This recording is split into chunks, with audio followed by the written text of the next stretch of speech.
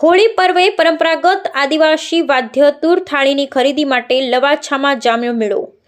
તૂરનું વેચાણ માત્ર લવાછાના હોળી મેળામાં જ થાય છે। એક તૂરનો આશરે 8 થી 10 હજારનો ભાવ। આદિવાસી કલાકારોએ રોજગારીની અવસર સ્થાનિક આદિવાસી કલાકારોને વારસાગત હસ્તકળા જાળવી। એક તૂર બનાવતા 2 કલાકારોને લાગે છે 1 દિવસનો સમય।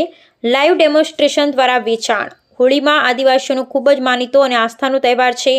હોળીની વલસાડ જિલ્લામાં પણ ખૂબ ધામધૂમથી ઉજવણી કરવામાં આવે છે।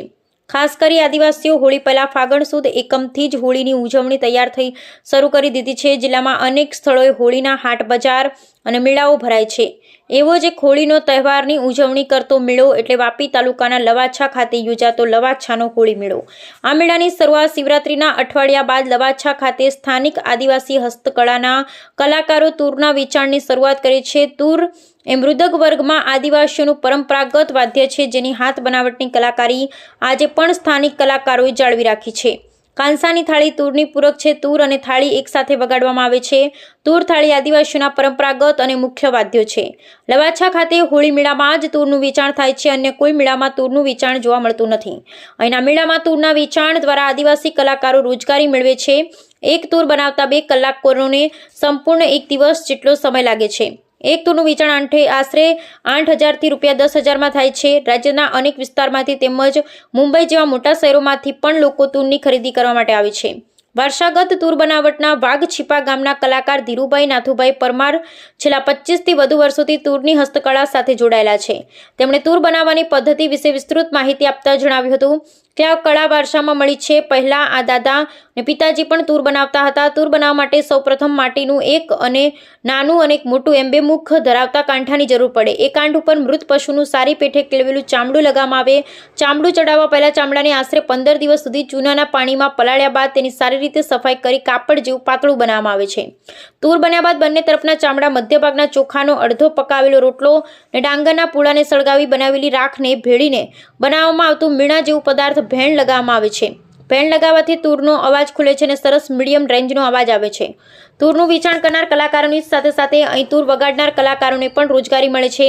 આવા જ કલાકારો વિનોદભાઈ પટેલ, ગુલાબભાઈ પટેલ જણાવે છે કે તેઓ તૂર થાળી ગ્રાહકોને લાઈવ ડેમોન્સ્ટ્રેશન બતાવે છે। તેઓ જુદા જુદા ચાળાઓના તાલે વિવિધ નૃત્યો કરે જેથી ગ્રાહકો તૂરના અવાજનો સ્પષ્ટ ખ્યાલ આવે। ડેમો બતાવવાનું એક તૂરનું વેચાણ પર ₹500 જેટલું મહેતાણું મળે છે। આદિવાસી કળા જળવાઈ રહે તે માટે અહીં આવી ડેમો બતાવીએ છીએ અને રોજગારી પણ મળે છે। આદિવાસી સંસ્કૃતિ વિસરાઈ ન જાય તે માટે હવે લોકો ડીજે છોડી પરંપરાગત વાદ્ય તૂર થાળી તરફ વળ્યા છે।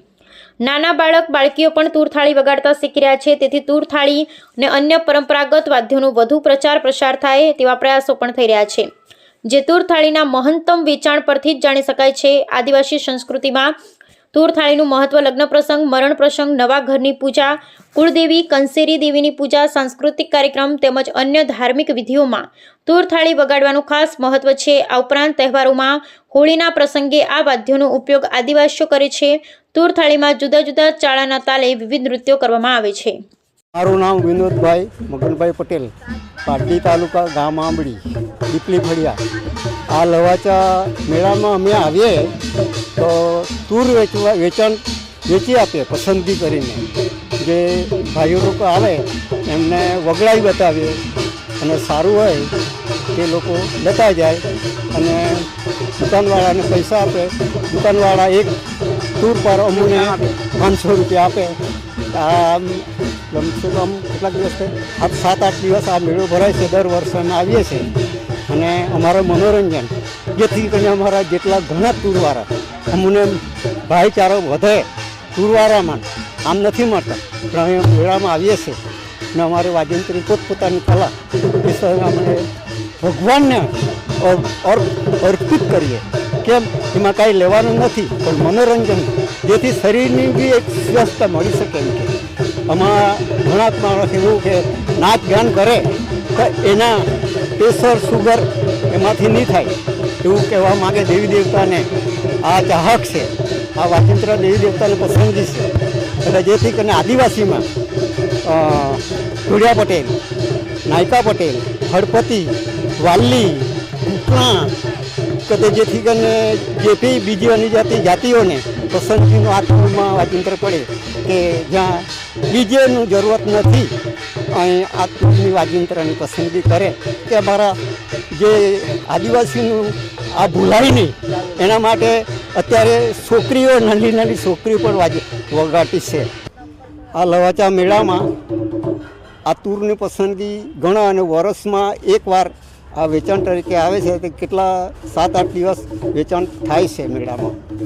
મારું નામ ગુલાબભાઈ એન પટેલ, ડુંગરી પર્યા હાઈસ્કૂલની બાજુમાં પારડી તાલુકામાં રહે છે અને અમે બંને જણા સાથે જ મળીને અમે આ તૂરનું વાજિંત્ર વગાડ્યો છે.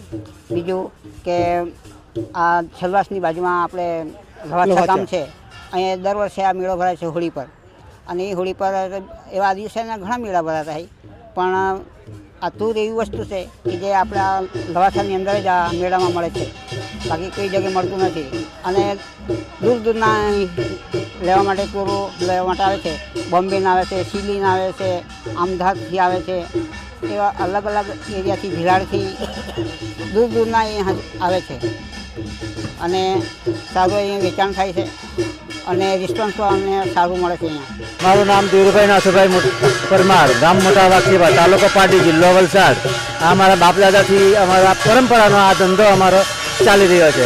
માર્ચની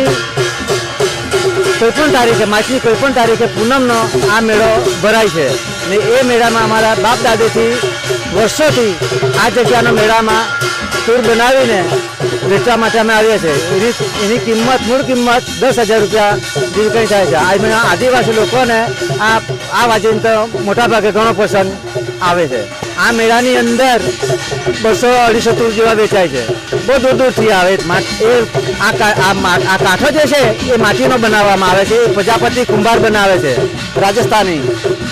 આ મરેલા ઢોરનું ચામડું ઉગાડીને એને ચૂનો લગાવવામાં આવે. ચૂનામાંથી એને કુંડીમાં મૂકવાનો આવે. પછી કુંડીમાંથી એને 15 દિવસે સાફ કરીને એના બાલ ખરી જાય, પછીથી આનું વિતરણ કરીને અમારે આ તૂર બનાવવામાં આવે છે.